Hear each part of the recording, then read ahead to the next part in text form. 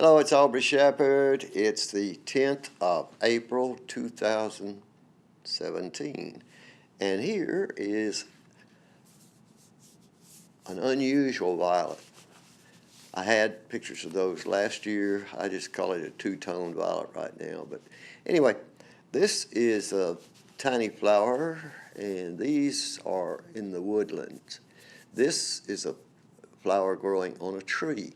See that monarch butterfly? Let's see, there's the crop version. From the crop version, you can tell it's a male. You got to look at it really close, though. And that's, of course, maybe probably the last batch of these we'll have in our yard, so I thought I'd make fresh pictures of them today. And there's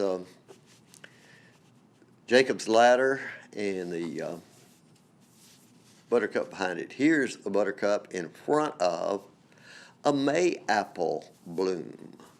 We didn't quite have those last week, and so today I made some fresh ones, and you can see how small it is, how it hangs underneath the foliage.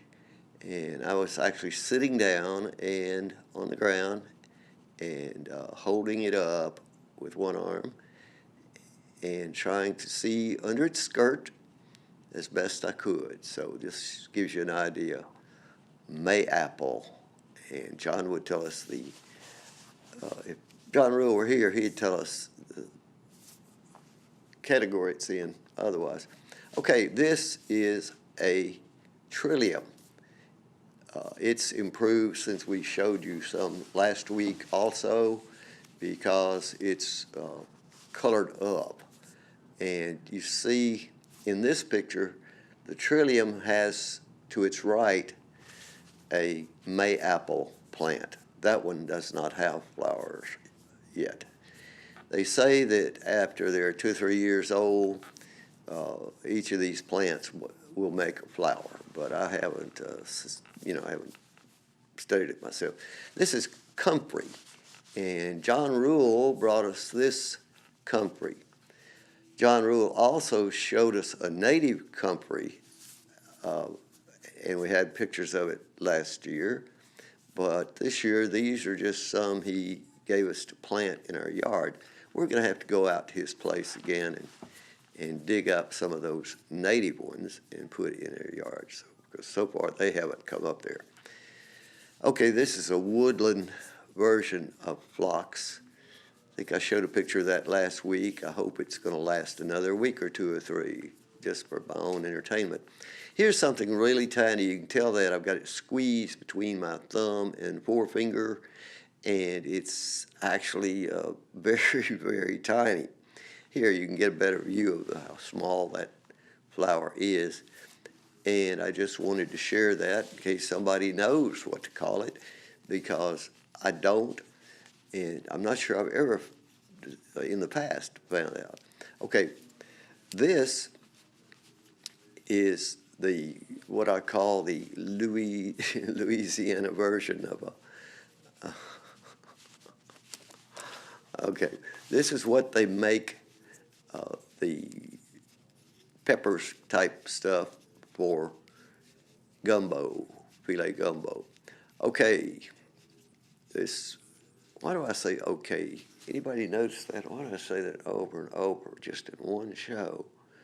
Anybody ever count them all? Okay, notice what's blooming on top of the peace mound, all ready to go? Yeah, that's for Earth Day, which I hope you will be going to see on Sunday the 16th of April at World Peace Wetland Prairie. See ya. Well, I'm not selling that vehicle, but if I could have bought it cheap and had it shipped from Hawaii, we rented that for a little over a week, and it was really terrific. Little Nissan Frontier. Never had driven one of those, and that one was, I think it was just totally new. It didn't have any miles showing on the speedometer. Anyway, it was a great four-wheel drive vehicle, and we needed four-wheel drive. Would have gone some worse places than we did if we had been sure we wanted to get it all muddy and nasty. It was a shiny new thing. Okay, this is something growing, hanging on a tree there in Hawaii. I don't know what to call it. I think I've seen this flower again, but not in the same place. Well, maybe in that same yard. That's the first house we lived in over there. Lived in for 5 days on our trip, and you can see the foundation of this thing. Everything's nailed down really well in Hawaii because they have some powerful storms out there in the middle of the Pacific Ocean. Okay, I'm not going to try to name everything in here, of course. I never succeed. Why should I be trying to tell you a story about it that I really, this is, I told you before, was the same family or very close to one that grows on Pinnacle Prairie and every other decent prairie in northwest Arkansas area. And we're back to some Hawaiian things that are native over there maybe, but not here. You got to realize a lot of the native things in Hawaii are just a few centuries or 100 years. Some are 1,000 years or something. But anyway, these guys popped in a picture a couple of minutes ago, and they were working on the power lines, just like they do here, make a lot of racket just when you want it to be quiet in the house or something.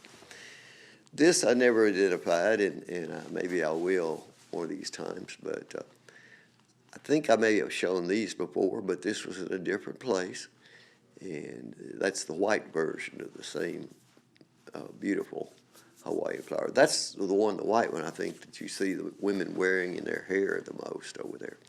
Here's the ocean, and not just the beautiful flowers there, but some of those larger